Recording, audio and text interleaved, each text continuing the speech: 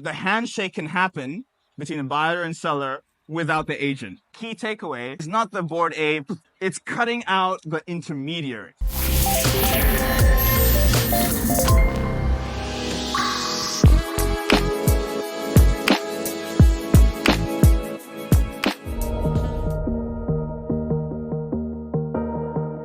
Please allow me to introduce this remarkable individual. He is a CEO and founder, a corporate speaker, a podcast host, and a YouTuber who's affiliated with Traders Brawl. His work experience in the crypto assets industry was derived from working for the UK regulator, the Financial Conduct Authority. He is here to speak about why the future of ownership is via NFTs. Everyone, please join me in welcoming Mr. Adel on stage with a huge resounding round of applause. Hello and welcome. Thank you all for being here today.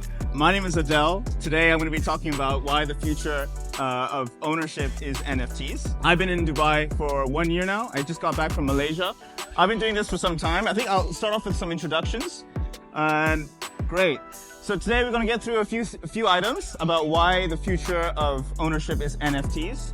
And I'm going to talk about who am I firstly, what is an NFT, what are some NFT examples that you've seen, what are some use cases in real life that you can apply, some challenges and considerations, and why I think there is a promising future to consider about NFTs being revolutionary for why we own things and how we own things on the blockchain. So before I get to that, who am I? I am an affiliate marketer. I have my own podcast. I travel to different conferences. I deliver speeches, keynotes like these. Really happy to be here at the Crypto Expo, and massive shout out to them because I'm a media partner with them as well. Traders Brawl, my company. I'll go through my professional experience. I did work for the FCA. Any people from London, UK? No, a few? Okay. You might hate me because I used to work for the regulator, but I got all my knowledge from there. I learned how business models work in the exchanges, how crypto works, what decentralized means, and I had a lot of power to accept or reject applications that would come in. Then I worked for a DAO. Does anyone know what a DAO is? Decentralized Autonomous Organization. It's a different kind of structure. They say it's decentralized. Nothing is really 100% decentralized. They are an NFT, a great community. They do Web3 festivals. I don't know if you've ever been to one, but that's what they're doing. And then I work for an exchange called xt.com, crypto-based, also based here in Dubai. And then with all this knowledge, I then formed my own brand called Traders Brawl. And why the name Traders Brawl? Well, because if you look at a trading chart, you'll see green and red, and you'll see that they're always battling against each other. It's a battle of the bears and the bulls. So there we are. So I'm on YouTube as well. I've done a few of these podcasts. I've interviewed so many people. And I also do meetups as well. So not just one-to-one podcasts, but also in real life meetups. So I'm a community builder. Okay, so let's get to it. What is an NFT? So an NFT is essentially just a digital certificate on the blockchain. Non-fungible means it cannot be exchanged. It's unique and it's stored on the blockchain, which is untamperable. It's not interchangeable and it cannot be replaced by another. And it can also be used to represent ownership of anything like art, music, a tweet, a more real-life example of your passport, which is unique. Some key traits about NFTs. So, unlike cryptocurrencies, like I said just now, they cannot be replicated or exchanged. So the scarcity and the uniqueness of, let's say, only 8,000 NFTs in the whole world. There's only 8,000 of them. It's like the same thing as saying there's only 5,000 Lamborghinis in the whole world, right? That makes it exclusive. If you own a Lamborghini, that's 1 out of 5,000. That makes it valuable. Same with the NFT concept. There's increased transparency because it's on the blockchain, which creates an open and tamper-proof ledger, which means nobody can tamper it because it's on the blockchain. And it also offers the potential for fractional ownership. We're going to get into some real-life use cases of NFTs, but you can own a fraction of something that you wouldn't have been able to afford without the use of NFTs. So what are some notable NFT examples? So see, these are some examples that have been prominent, that have gained great popularity in the last, I'd say 5 years. So Beeple, CryptoPunks, Bored Ape Yacht Club, Mutant Ape Yacht Club. The Beeple sold for almost 70 million, just an NFT, almost 70 million.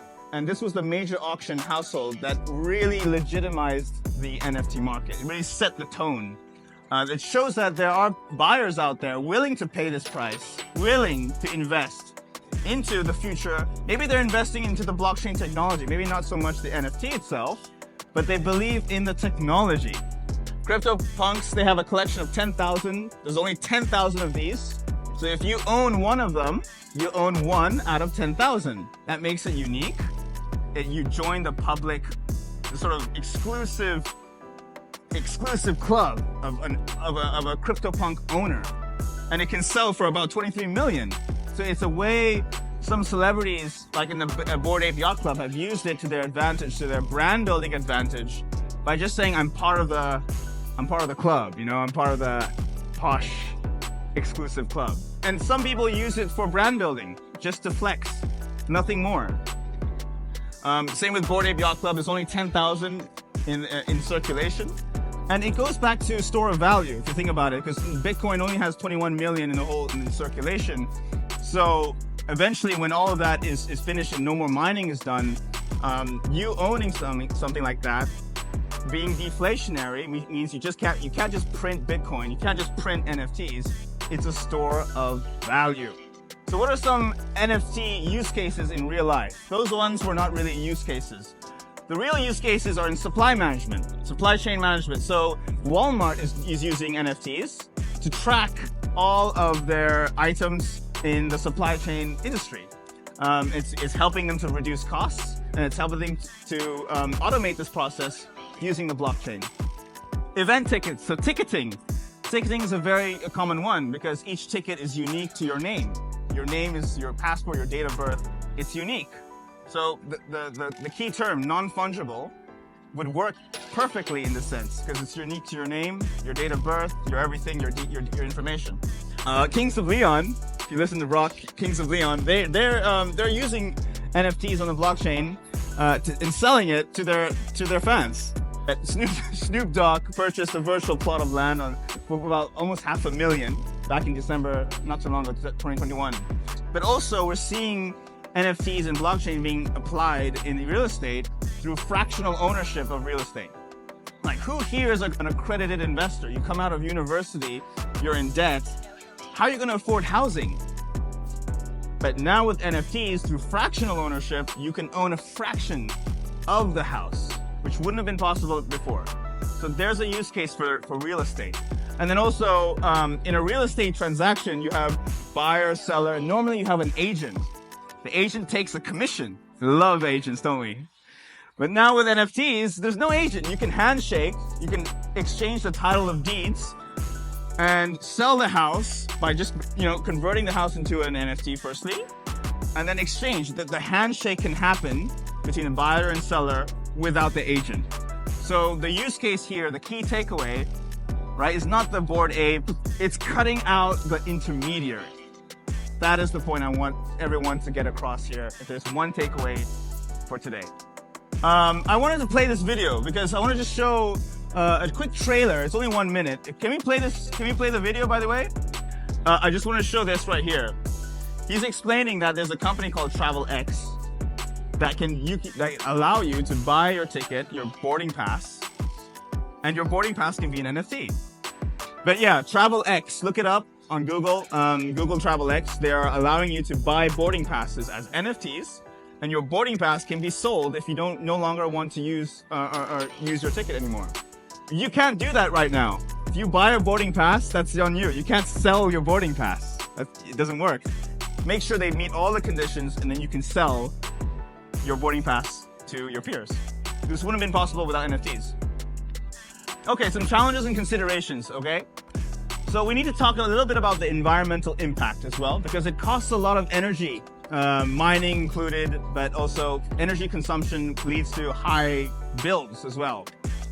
So there's some concerns about this, but enthusiasts do believe that as the technology continues to improve, there will be alternative models that can mitigate these impacts. We're using Polygon. Initially, Ethereum had high gas fees. But with the advent of Polygon, gas fees are much lower, including Tron, TRX. I use that to transact with my peers. So you can see as it starts out as expensive, but as technology develops, we'll find ways to cut the cost down. Same applies with energy consumption. Now, copyright concerns. There are lots of copyright concerns because with the advent of AI, being able to replicate your voice, your face, your movement, your everything, it's even hard to tell what's real and what's not anymore. So how can you tell that the NFT you bought or you're selling or you're promoting isn't just an art-generated one from a website? So there are some copyright concerns that has led to some disputes and conflicts, scams, of course. But transparent ledgers and smart contracts are the way to show that I minted this NFT and it's real. You just have to prove it, just like you would prove a transaction on Etherscan. Same way here. And then volatile market and adoption. Adoption will take time. TravelX, for example, the one I just mentioned about airline industry, it took time before they launched. Other ticketing systems will also do the same. There are only a few examples I can point to right now. But as time progresses, we can see a future of NFTs being the future of ownership because it's much more safe, it's safer, it's much secure, it's untamperable, and it can be proven on the blockchain. A little bit of a timeline industry. So art and collectibles is how it started out. It provided an opportunity for collectors and institutions to show and trade virtual assets. It's very difficult to prove that you own something, but with an NFT, it's there forever. The internet is 24 hours. Music and entertainment. Certain artists are actually selling their music, not through Spotify, but through directly peer-to-peer, through the advent of NFTs. As well as gaming and virtual real estate, which I just mentioned just now about Sandbox and Decentraland.